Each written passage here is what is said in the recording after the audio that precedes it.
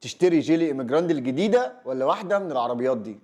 من كام يوم جيلي إيميجراند الجديدة وصلت مصر بنسخة مجمعة محليا وبفئتين. الفئة الأولى كومفورت ب 850 ألف جنيه، والفئة الثانية لاكجري ب 970 ألف جنيه. ومن ساعة وصولها ظهرت مقارنات ما بينها وما بين عربيات سيدان تانية كتير في نفس الفئة السعرية وبمواصفات قريبة جدا من بعض. نيسان صاني 2025 فئة السوبر صالون ب 795 ألف جنيه. بايك يو 5 بلس 2025 الفئة الأولى 875 ألف جنيه. هيونداي اكسنت ار بي 2025 الفئة الرابعة ب 890 ألف جنيه.